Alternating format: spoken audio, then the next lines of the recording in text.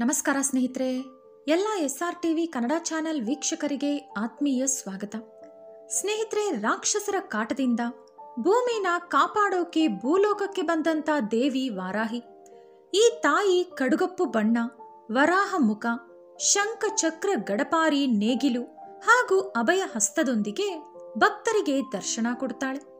ಕುದುರೆ, ಸಿಂಹ, ಹಾವು, ಎಮ್ಮೆ, ಕೋಣ ಈಕೆಯ ವಾಹನಗಳು. ಇವುಗಳ ಮೇಲೆ ಕುಳಿತುಕೊಂಡೇ ವಾರಾಹಿ ದೇವಿ ಪ್ರತಿದಿನ ಸಂಚರಿಸುತ್ತಾಳೆ. ಈ ದೇವಿಯ ಕಥೆಯನ್ನು ನಾವು ಕೆಲವು ಪುರಾಣಗಳಲ್ಲಿ ನೋಡಬಹುದು. ಒಂದೊಂದು ಪುರಾಣದಲ್ಲಿ ಕತೆ ಒಂದೊಂದು ರೀತಿ ಇರುತ್ತೆ. ಮೊದಲು ನಾವು ಮಾರ್ಕಂಡೇಯ ಪುರಾಣದ ಪ್ರಕಾರ ನೋಡೋದಾದ್ರೆ, ಪೂರ್ವಕಾಲದಲ್ಲಿ ಶುಂಭ ನಿಶುಂಭ ಎಂಬ ರಾಕ್ಷಸರಿದ್ರು.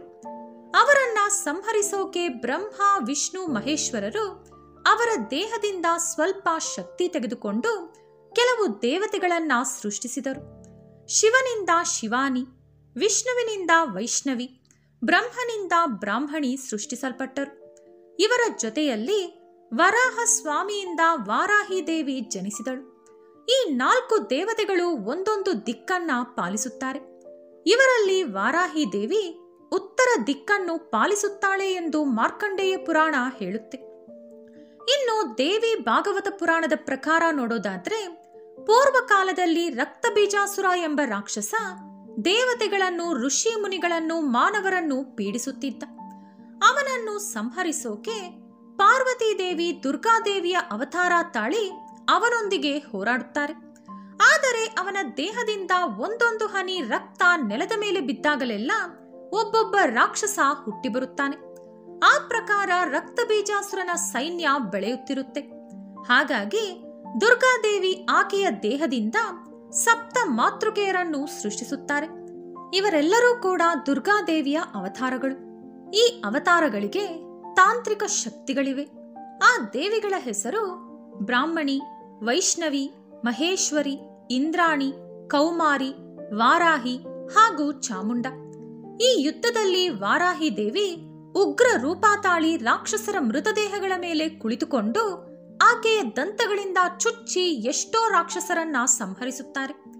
ರಕ್ತ ಬೀಜಾಸುರ ದುರ್ಗಾದೇವಿಯನ್ನು ದ್ವಂದ್ವ ಯುದ್ಧಕ್ಕೆ ಕರೆದಾಗ ಈ ಸಪ್ತ ಮಾತೃಕೆಯರು ಎಲ್ಲರೂ ಕೂಡ ದುರ್ಗಾದೇವಿಯ ದೇಹದೊಳಗೆ ಪ್ರವೇಶಿಸಿ ರಕ್ತ ಬೀಜಾಸುರನನ್ನು ಸಂಹರಿಸಿರುವುದಾಗಿ ದೇವಿ ಭಾಗವತ ಹೇಳುತ್ತೆ.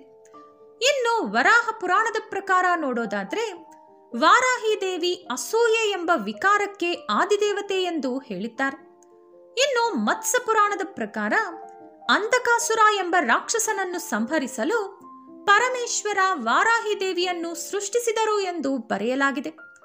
ಇನ್ನು ವಾಮನ ಪುರಾಣದ ಪ್ರಕಾರ ದುರ್ಗಾದೇವಿ ಸೃಷ್ಟಿಸಿದಂತ ಸಪ್ತ ಮಾತೃಕೆಯರು ಚಂಡಿಕಾ ಅವತಾರದಿಂದ ಜನಿಸಿದಂತೆ ವಾರಾಹಿ ದೇವಿ ಚಂಡಿಕಾ ದೇವಿಯ ಬೆನ್ನಿನಿಂದ ಜನಿಸಿದರೆಂದು ಬರೆದಿದ್ದಾರೆ. ಪುರಾಣಗಳು ಮಾತ್ರವಲ್ಲದೆ ಲಲಿತಾ ಸಹಸ್ರನಾಮದಲ್ಲೂ ಕೂಡ ವಾರಾಹಿ ದೇವಿ ಮಹಿಮೆಗಳ ಬಗ್ಗೆ ಈ ರೀತಿ ವರ್ಣಿಸಿದ್ದಾರೆ. ಲಲಿತಾ ದೇವಿಯ ಸರ್ವ ಸೈನ್ಯಾಧ್ಯಕ್ಷೆಯ ಸ್ಥಾನವನ್ನು ವಾರಾಹಿ ದೇವಿಗೆ ಕೊಡಲಾಗಿದೆ ಎಂದು, ವಾರಾಹಿ ದೇವಿ ಭಕ್ತರಿಗೆ ಬೆಂಬಲವಾಗಿ ನಿಲ್ಲುತ್ತಾಳೆ ಎಂದು, ಹಾಗೆ ಆಕೆ ಶ್ರೇಷ್ಠವಾದ ಯೋಧೆ ಎಂದು ಒಂದು ಶ್ಲೋಕ ಹೇಳುತ್ತೆ. ಇದಲ್ಲದೆ ವಾರಾಹಿ ದೇವಿಯ ಇನ್ನೊಂದು ರೂಪವೇ ಮಹಾಲಕ್ಷ್ಮಿ. ಕೆಲವು ಭಕ್ತರು ವಾರಾಹಿ ದೇವಿಯನ್ನ ಲಕ್ಷ್ಮೀ ದೇವಿಯ ಪ್ರತಿರೂಪದಂತೆ ಪೂಜಿಸುತ್ತಾರೆ. ಪ್ರತಿ ಮನುಷ್ಯನಲ್ಲೂ ಕೂಡ ವಾರಾಹಿ ದೇವಿ ನಾಭಿಪ್ರಾಂತ್ಯದಲ್ಲಿ ವಾಸವಿರುತ್ತಾಳೆ. ಮಣಿಪುರ, ಸ್ವಾದಿಷ್ಠಾನ ಹಾಗೂ ಮೂಲಾಧಾರ ಚಕ್ರಗಳನ್ನು ಈಕೆ ಪ್ರಭಾವಿತಗೊಳಿಸುತ್ತಾಳೆಂದು ಶಾಸ್ತ್ರಗಳು ಹೇಳುತ್ತೆ. ಸಾಧಾರಣವಾಗಿ ವಾರಾಹಿ ದೇವಿ ದೇವಸ್ಥಾನಗಳಲ್ಲಿ ಬೆಳಿಗ್ಗೆ ಹಾಗೂ ರಾತ್ರಿ ಮಾತ್ರವೇ ದರ್ಶನ ಪಡೆಯುವ ವ್ಯವಸ್ಥೆ ಇರುತ್ತೆ. ಯಾಕಂದ್ರೆ ಉಳಿದ ಸಮಯಗಳಲ್ಲಿ ವಾರಾಹಿ ದೇವಿ ಗ್ರಾಮವೆಲ್ಲ ಓಡಾಡುತ್ತಾ ಗ್ರಾಮವನ್ನು ರಕ್ಷಿಸುತ್ತಾರೆ ಎಂದು ಹೇಳುತ್ತಾರೆ.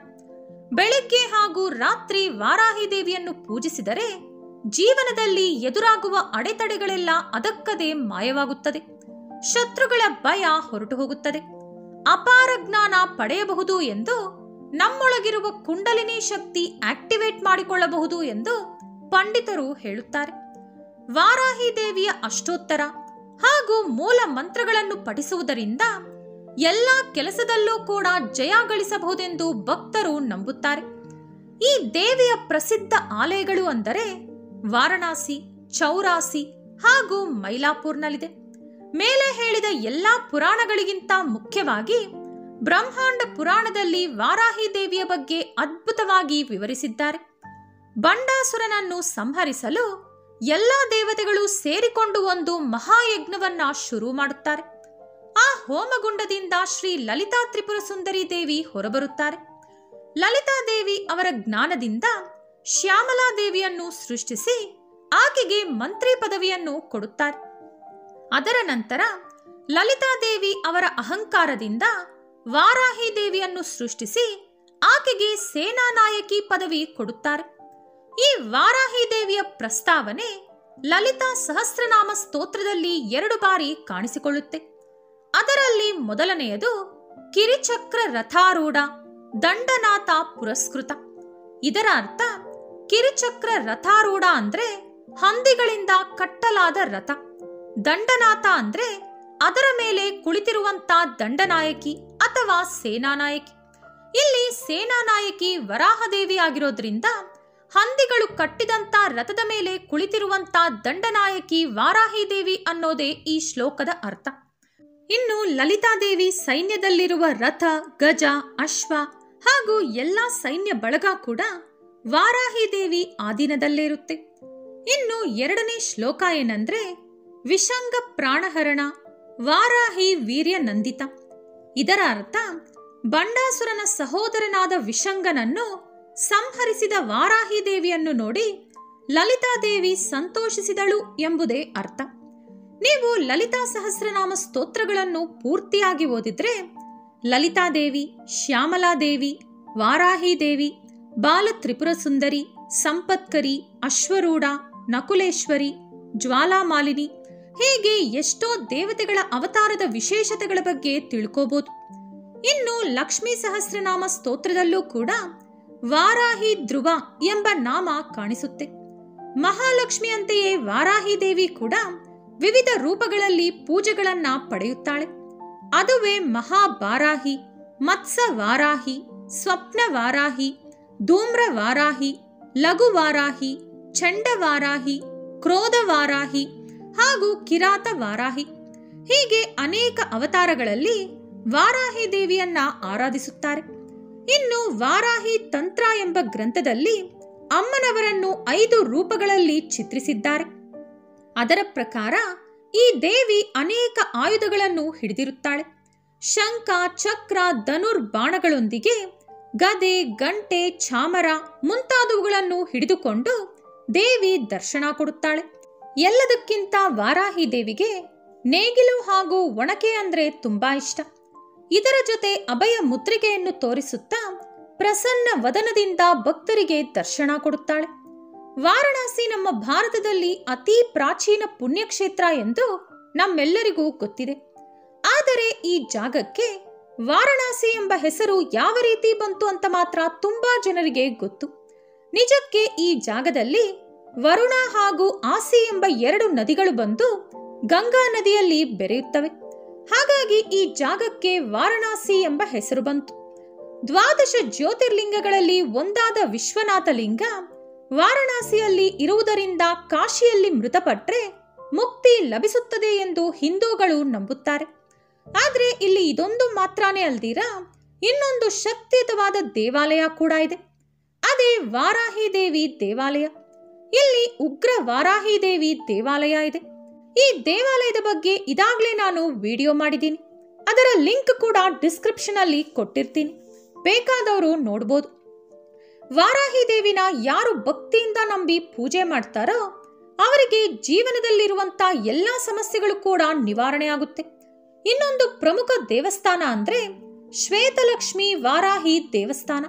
1999ರಲ್ಲಿ ವಾರಾಹಿ ದೇವಿ ಅವರ ಲಕ್ಷ್ಮಿ ಸ್ವರೂಪದಲ್ಲಿ ಅಭಯ ಹಸ್ತ ಹಾಗೂ ತಾವರೆಯಲ್ಲಿ ಕುಳಿತುಕೊಂಡು ದಶಾನಂದ ಎಂಬ ವ್ಯಕ್ತಿಗೆ ಕಾಣಿಸಿಕೊಂಡು ದೇವಾಲಯ ನಿರ್ಮಿಸುವಂತೆ ಹೇಳಿದರಂತೆ. ಅಂದಿನಿಂದ ದಶಾನಂದ ಶ್ವೇತಲಕ್ಷ್ಮಿ ರೂಪದಲ್ಲಿ ವಾರಾಹಿ ದೇವಿಯ ಆಲಯ ನಿರ್ಮಿಸಿ ಪೂಜಿಸುತ್ತಾ ಬಂದಿದ್ದಾರೆ. ಇದಲ್ಲದೆ ಒರಿಸ್ಸಾದಲ್ಲಿ 9ನೇ ಶತಮಾನದಲ್ಲಿ ನಿರ್ಮಿಸಲಾದ ಮತ್ಸ ವಾರಾಹಿ ದೇವಾಲಯ ಇದೆ. ಇದನ್ನು ಕೋನಾರ್ಕ್ ಆಲಯ, ಹಾಗೂ ಪೂರಿ ಆಲಯದವರು ಪೂಜಿಸುತ್ತಾರೆ. ಇನ್ನು ನೇಪಾಲ್ನಲ್ಲೂ ಕೂಡ ವಾರಾಹಿ ದೇವಿ ದೇವಸ್ಥಾನ ಇದೆ. ಇಲ್ಲಿ ವಾರಾಹಿ ದೇವಿಯನ್ನು ಬಾರಾಹಿ ಅಂತ ಕರೀತಾರೆ. ಇಲ್ಲೂ ಕೂಡ ಮತ್ಸ್ಯವಾರಾಹಿ ರೂಪದಲ್ಲಿ ದೇವಿಯನ್ನ ಪೂಜಿಸುತ್ತಾರೆ.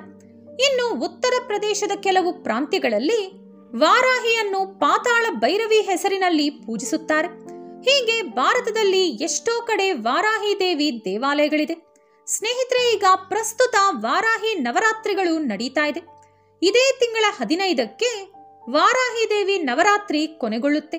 ಅದರ ಒಳಗಡೆ ನೀವು ಸಾಧ್ಯವಾದಷ್ಟು ವಾರಾಹಿ ದೇವಿ ಕಥೆಗಳನ್ನ ಕೇಳಿ ಮನೆಯಲ್ಲಿ ದೇವಿ ಪೂಜೆ ಮಾಡಿ, ಸಾಧ್ಯವಾದ್ರೆ ವಾರಾಹಿ ದೇವಿ ದೇವಸ್ಥಾನಕ್ಕೂ ಕೂಡ ಹೋಗ್ಬನ್ನಿ. ನಿಮ್ಮ ಎಲ್ಲಾ ಸಮಸ್ಯೆಗಳಿಗೂ ಪರಿಹಾರ ಸಿಗುತ್ತೆ. ಈ ವಿಡಿಯೋ ನಿಮಗೆ ಇಷ್ಟ ಆದ್ರೆ ಲೈಕ್ ಮಾಡಿ, ಶೇರ್ ಮಾಡಿ. ಇಂತಹ ಹೆಚ್ಚಿನ ಉತ್ತಮ ಕಥೆಗಳಿಗಾಗಿ ತಪ್ಪದೇ ನಮ್ಮ ಚಾನೆಲ್ ಅನ್ನು ಸಬ್ಸ್ಕ್ರೈಬ್ ಮಾಡ್ಕೊಳ್ಳಿ. ನಾಳೆ ಮತ್ತೊಂದು ವಿಡಿಯೋದೊಂದಿಗೆ ಪುನಃ ಭೇಟಿಯಾಗೋಣ. ಧನ್ಯವಾದಗಳು.